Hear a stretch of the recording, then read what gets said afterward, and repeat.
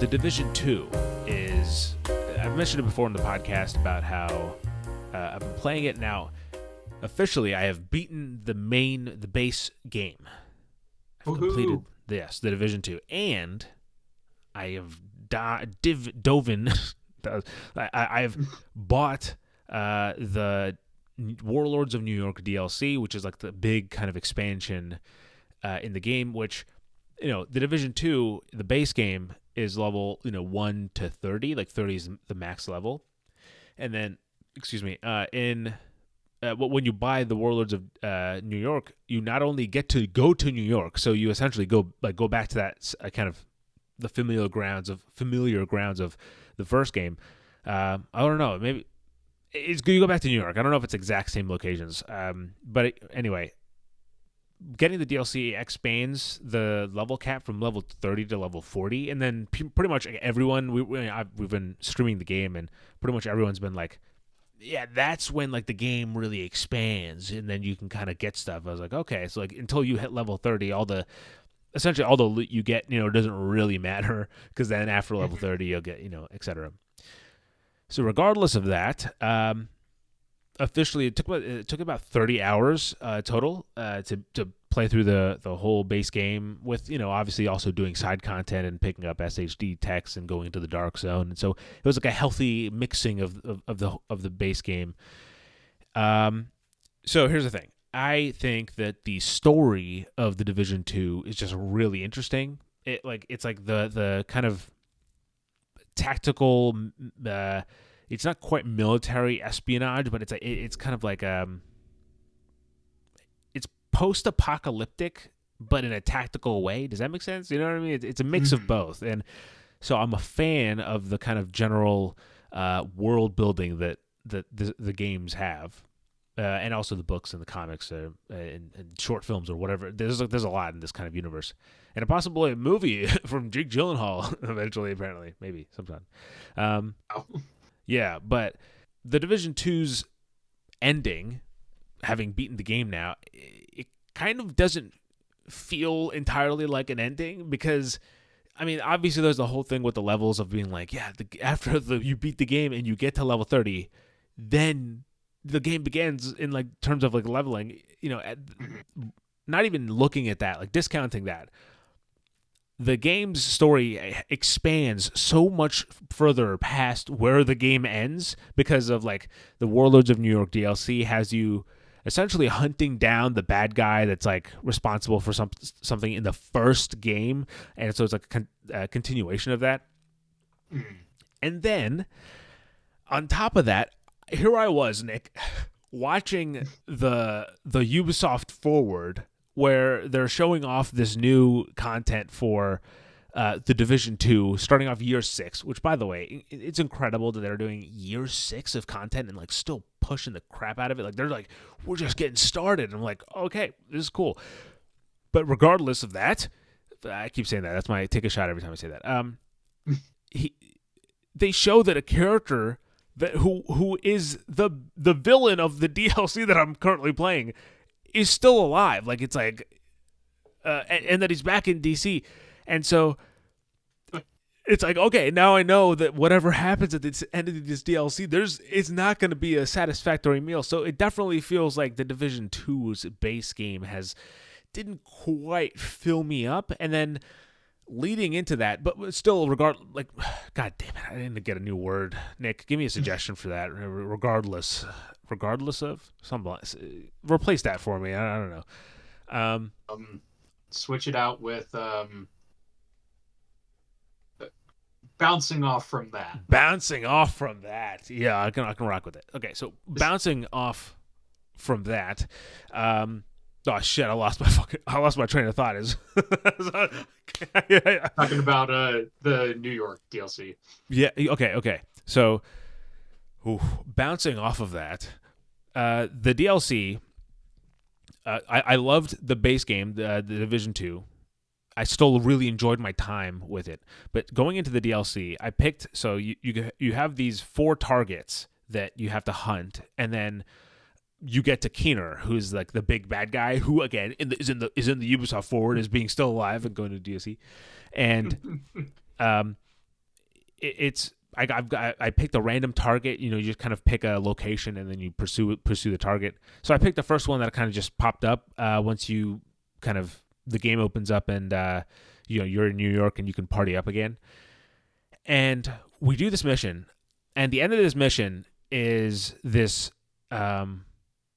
this boss who essentially I believe his name is Theo Parnell. He's his whole boss fight is that he has holograms around, and so like when he opens up, like he's like surrounding you, and when he opens up like the walls to shoot at you, there's holograms, and then one of them is a real person, so you have to find which one by shooting him and stuff. Mm-hmm. And first of all, we're not smart. Okay, me, Austin, Alexa played this. Apparently, if you use like EMPs, it's easier to do figure this out. None of us were running EMPs that night. Okay, so we were like which one do I shoot? Like, I mean, it took us a long time of just like, and the game just kept going and going.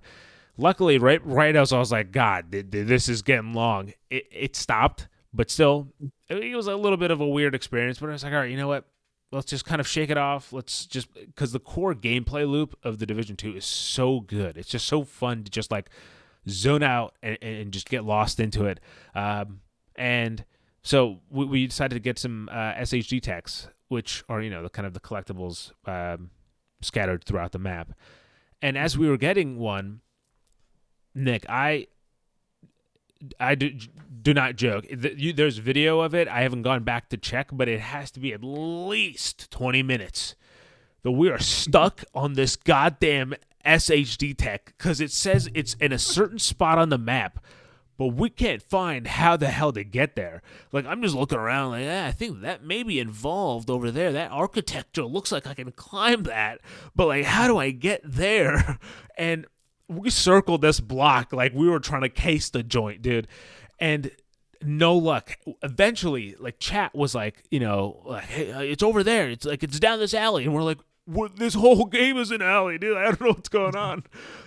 And eventually, I was like, dude, screw it. It was like, again, 20, 25 minutes maybe. I pulled up a YouTube tutorial, and you had to shoot down a freaking thing, like an alleyway, like down the way, and I would have never gotten that thing, and I was gonna say it would have been sad if it was just like a door that like you oh no, and you know what it is satisfying though, the thing earlier where I was like, oh, that thing that looks like you can climb it, you actually do, you climb it. That's it. It is part of the game. I was right. I recognize that. It's just so.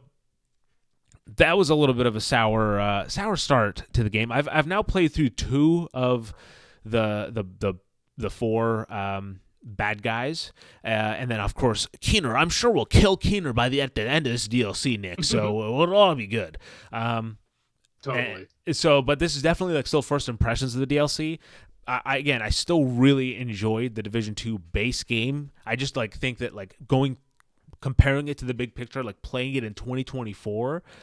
It feels like, it's like you're not, you're just getting started, which is an exciting thing because, again, it's a game you can totally get lost in. I felt totally fine paying $27 or whatever for this DLC to go for Worlds of New York. And even though I'm not a huge fan of like what the actual DLC is so far, just going to New York, the density of the New York and just the playground that it is just it was awesome.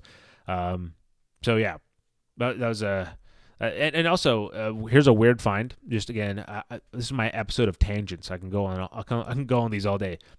One of the weird benefits of like, having done content creation or stuff on the YouTube for so long is that I can kind of go back and look at some stuff. And so I was going through some privated live streams I did back in like 2015 or 2016 or something like that.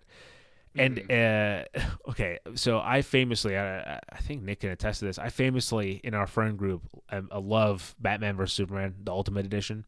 I'm a big fan, and there is a video. There's a stream that again is private, so only I can watch it. But it is of me playing the Division 1 and talking about my thoughts of Batman versus Superman the day after I watched it. Like, it's such a weird time capsule moment. Like, it's just perfectly there.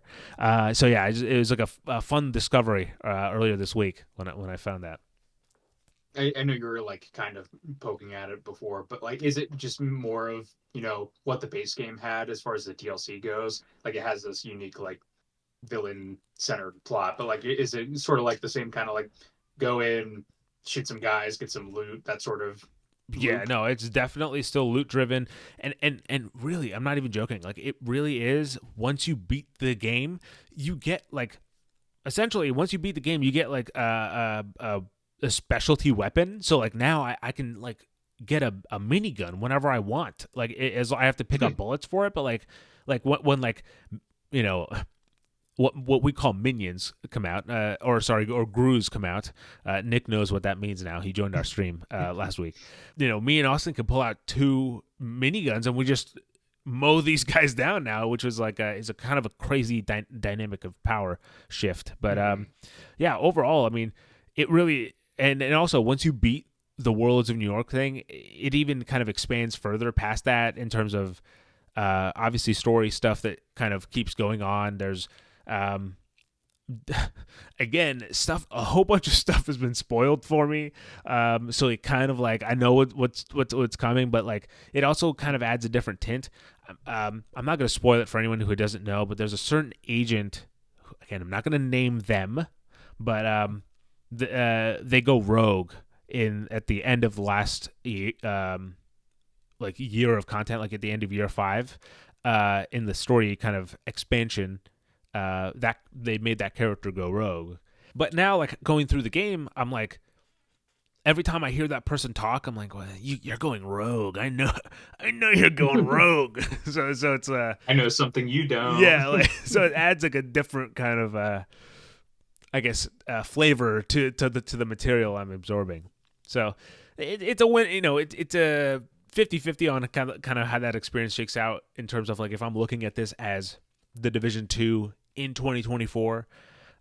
But man, the gameplay is so fun that like, especially if you're doing like where we are, where it's me, Alexa, and Austin. We're just, it's like we just party up at the end of the night and just play. It's such a good game, and it's so satisfying to like. It's so like simple in a way of like it hits those adrenalines, like shots of like. There's just the right sparsity of rare or like super rare or whatever, a legendary. I'm not sure what the nomenclature of it is, but it does it just the right enough where it feels like so satisfying. Like every time you see it, we're like, we got an orange. It's like so it's so satisfying, and so yeah, it's so much fun. So if you're looking for, like, if you're watching this or listening to this and thinking, hey, should I get into the Division 2? Absolutely get into the Division 2. It's a great community as well. People really just super, like there's like YouTube channels that are dedicated exclusively to the Division 2. Like no other content. Juggernaut. Yeah, so I mean, also it's crazy that like Ubisoft has let Massive support this game for so long. That is, I think, something crazy to mention. I'm sure the game's been very successful enough, I'd assume, to warrant being supported for this long. But it's really cool to see this game like going to this long. I mean, also I guess Rainbow Six Siege went into year 10, something like that. I'm not sure. That's not surprising as far as their legs go. Yeah. That game is super popular, but Yeah. yeah.